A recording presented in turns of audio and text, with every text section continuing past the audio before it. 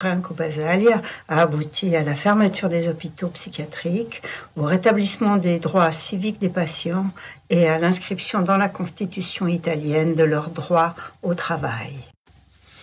À cette même époque, le monde psychiatrique genevois vivait des turbulences autour du décès d'un patient hospitalisé contre son gré à Bel-Air et de la création d'une association d'usagers de la psychiatrie, l'ADUPSY. Et c'est au cours de ces années que se sont créés différents lieux d'accueil extra-hospitaliers à Genève, dont l'atelier Galif en 1986, à l'attention des personnes exclues du marché du travail. Yvonne Bonner a vécu de l'intérieur le mouvement en Italie. Elle est aujourd'hui psychothérapeute à Reggio Emilia. Même les personnes qui sont en souffrance savent ce que c'est la joie. Et le vivent aussi. Et qu'on devrait sortir du lieu commun que qui est dans une situation de souffrance ne sait plus ce que c'est. Je crois que ça, c'est faux.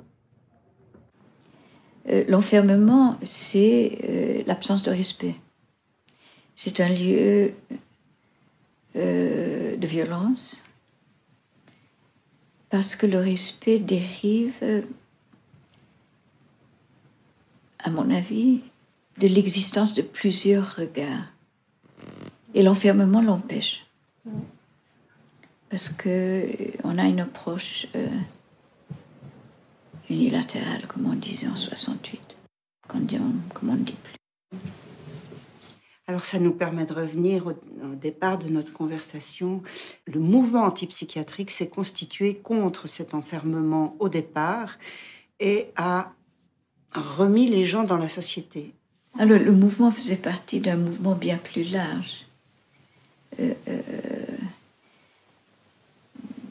Toutes les années 60 ont été en Europe, pas dans les pays de l'Est parce qu'on avait encore le mur, mais en Europe, les années 60, c'était probablement aussi grâce au boom économique. L'Europe allait fort bien. Il y a eu ce réveil, pas seulement en Europe, aussi aux États-Unis, c'est parti aux États-Unis, ce réveil sur le plan éthique des droits. Donc les droits des femmes, les droits des homosexuels. Et en Italie, il y avait une traduction de ce même mouvement avec une saveur plus locale qui était politique. Et pas parce que aux États-Unis, c'était pas politique, mais il y avait une tradition de contestation du régime par le Parti communiste depuis des années. Donc on a une tradition de lutte ouvrière. Donc le mouvement antipsychiatrique qui faisait partie d'un mouvement bien plus large. C'était pas spécifiquement psychiatrique. Les noms connus sont Basaglia, il venait d'une noble famille de Venise, d'une famille très riche. Il a fait un parcours de formation de psychiatre aussi à l'étranger. Et il avait c'était un homme ouvert, intelligent, avec une grande capacité de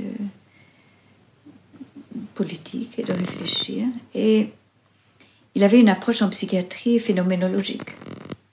C'était un enfant de Bismarck. Et il a été influencé par le mouvement en général. Ensuite, il a eu l'intelligence de bien utiliser un mouvement. Et sa victoire, ça a été la loi 180. Donc, celle qui était liée avec la construction, qui est un produit des mouvements, la construction du service national de santé. Donc, un citoyen italien ou n'importe quel citoyen qui a une crise psychiatrique en Italie, il risque, si la crise est très grave, d'être hospitalisé pendant quelques jours, une quinzaine de jours, ça oui, mais pas plus. S'il a une crise en France, il risque d'entrer dans un hôpital psychiatrique. Je ne sais pas très bien combien de temps il va rester, ou en Allemagne, Je veux dire, ensuite, la psychiatrie se ressemble dans les différents pays. On travaille dans la communauté et je pense que la psychiatrie italienne n'est pas particulièrement brillante dans la communauté. Je pense que certains pays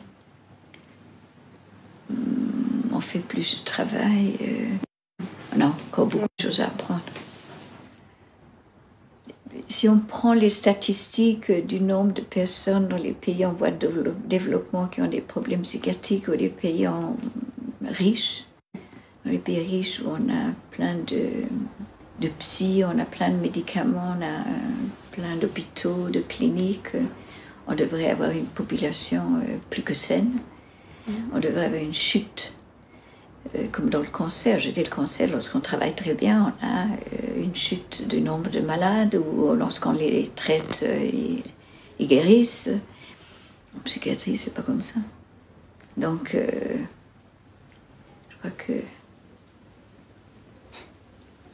l'humilité est la seule qualité humaine qu'on demande aux psy, d'être humble et de dire on ne sait pas, on fait ce qu'on peut. Et on a aussi, pour donner un peu de noblesse aux psy, qu'en général les gens n'aiment pas, ils ont le courage de passer leur vie dans un secteur où on ne sait pratiquement rien. Donc ils ont aussi une noblesse et ce sont aussi des aventuriers si on veut. Et c'est bien.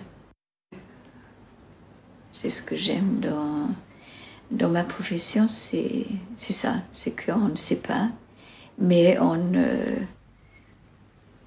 continue, on persévère.